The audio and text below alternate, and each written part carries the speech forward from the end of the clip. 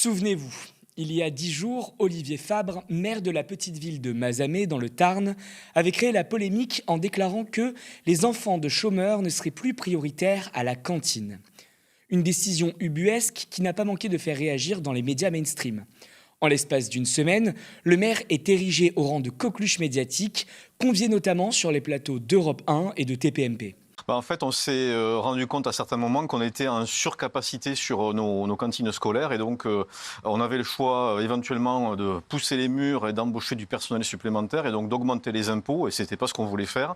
Sinon, on s'est dit peut-être on peut quand même demander aux familles dont les deux parents ne travaillent pas de reprendre leurs enfants à midi les semaines, c'est pas tout le temps, mais certaines semaines, certains jours où on a un peu trop d'effectifs sur certains réfectoires, considérant que quand les deux parents ne travaillaient pas, moi il me semble qu'ils ont le temps de pouvoir préparer un repas pour leur enfant à midi et de le reprendre. Une occasion en or pour le maire de déballer sa communication et surtout de marteler un argumentaire violent envers les chômeurs. Dans un contexte de forte inflation et dans un bassin de population où le taux de chômage dépasse les 20%, l'élu du Tarn persiste et signe « l'assistanat, ça suffit ». Aujourd'hui, alors que les rares témoignages des familles concernées ne semblent pas faire changer la donne, le SNES rappelle dans un courrier que ce genre de décision est illégal. Afin d'en savoir plus, nous avons choisi de donner la parole à Mathieu Mollès, enseignant et co-secrétaire du SNES 81. Votre face-cam, c'est tout de suite sur Le Média TV.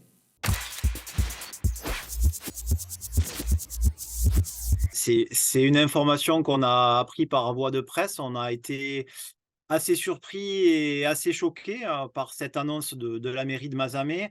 Voilà, le droit à la cantine, quand elle existe, il est un droit pour tous et pour toutes.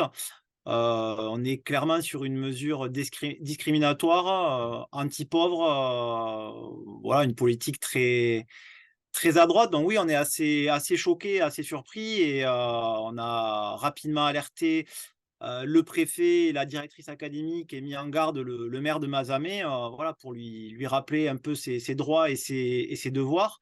Pour l'instant, aucune réponse ni de la part de la préfecture, ni de la part de l'éducation nationale, ni de la part du maire de Mazamet, mais qu'on a quand même pu entendre sur certains plateaux télé. Pour l'instant, il n'y a aucune famille qui a été impactée par la mesure. Donc nous, on y voit quand même, voilà, comme je le disais tout à l'heure, une espèce d'affichage anti-pauvre, très à droite et très ancré avec les politiques du moment menées par le gouvernement que le maire voilà, porte à la même étiquette. Voilà, on le redit, c'est très anti-pauvre. Dans les différents médias, c'est vrai qu'on a pu entendre que le maire de Mazamet, après, nous, au niveau de nos collègues dans la profession, c'est toujours compliqué parce que les enseignants et les enseignantes qui sont sur place travaillent souvent de pair avec les mairies. C'est toujours compliqué voilà, de s'exprimer dans ce cadre-là. Et on peut comprendre aussi au niveau des familles que pour l'instant, même si les médias ont pu peut-être chercher à les contacter, ça peut être un petit peu compliqué. C'est quand même toujours très compliqué quand on vit des mesures ou des politiques discriminatoires. Là, clairement, on en a une. On a un maire qui, s'il l'applique, se met hors la loi. Nous, de notre côté, on a saisi, enfin, on va saisir le délégué départemental au défenseur des droits. Il y a déjà eu des jurisprudences, puisqu'il y a déjà des maires qui ont essayé dans d'autres villes en France de faire appliquer ce genre de politique. Il y a des jurisprudences et elles sont toujours en défaveur des maires. Voilà, la loi et le code de l'éducation sont très clairs. En tout cas, si le maire décide de mettre en place ce qu'il annonce partout dans les médias, nous, en tout cas, on sera là pour lui rappeler le droit et saisir qui de droit et ester en justice si besoin. Voilà, en tout cas, on sera très vigilants. Les collègues qui sont sur place sont en lien avec les familles et feront le lien avec nous si besoin, si nécessaire. Et voilà, on profite aussi d'un passage dans les médias pour dire aussi aux familles de ne pas hésiter à prendre contact avec nous s'il y a un besoin. Mais pour l'instant, non, comme je vous disais tout à l'heure, on est vraiment dans une mesure d'affichage et malheureusement dans le Tarn, c'est pas la première fois qu'on a des maires qui prennent des positions vraiment dirigées vers les publics socialement défavorisés. Pour recontextualiser quand même Mazamet, on est sur un secteur sinistré au niveau de l'industrie. Les écoles du centre de Mazamet accueillent des publics socialement très défavorisés.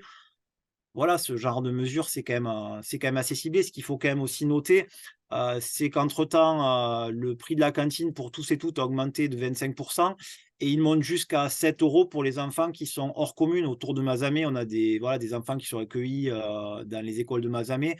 Comme je le disais tout à l'heure, on n'est pas sur des publics socialement favorisés, donc voilà, c'est vraiment, une mesure qui est complètement injuste. On a, alors dans le Tarn, on a eu déjà ce type de situation. Je vous le disais tout à l'heure, sur la ville de Castres, à la rentrée dernière, il y avait un système d'études gratuites pour les enfants scolarisés dans les écoles de la ville de Castres, qui est là aussi une ville qui accueille des publics très socialement défavorisés et même les plus défavorisés de l'Académie de Toulouse, hein, selon les chiffres de l'éducation nationale. C'est un système qui bénéficiait majoritairement aux élèves en situation sociale compliquée. Voilà, le maire a décidé de le rendre payant et on a de nombreuses familles qui ont retiré leurs gamins de ce système-là. C'était quand même un système où on avait des enseignants qui étaient engagés et voilà, qui y trouvaient en tout cas du positif et on avait voilà, ces enfants qui étaient là sur ces temps-là, ils ne le sont plus maintenant. Et on a malheureusement pas mal de situations similaires en France. Alors, on en entend souvent parler quand c'est des mairies d'extrême droite. On a aussi ça dans pas mal de mairies étiquetées à droite ou macronistes. Voilà, c'est malheureusement quelque chose qui aurait tendance à se multiplier, mais qui s'inscrit tellement dans ce qu'on vit tous et toutes au quotidien. C'est-à-dire, ça fait 30 ans qu'on tape sur les services publics, ça fait 30 ans qu'on affaiblit l'école. Là, on est, nous, au niveau de l'école, sur pléthore de mesures régressives les unes après les autres. Là, en ce moment, c'est la voie pro, c'est le collège unique avec les annonces Attal qui est en train d'être détricoté, éclaté. C'est la liberté pédagogique des enseignants, pareil, par rapport aux dernières annonces qui va être revue. C'est une hiérarchie de moins en moins bienveillante et de plus en plus autoritaire. Voilà, c'est des salaires qui restent au bas de l'échelle, la formation qui diminue, plus de remplaçants. Voilà, la liste est très longue, mais c'est pas étonnant de voir ce genre de prise de position locale quand on voit les politiques qui sont menées nationalement depuis des années.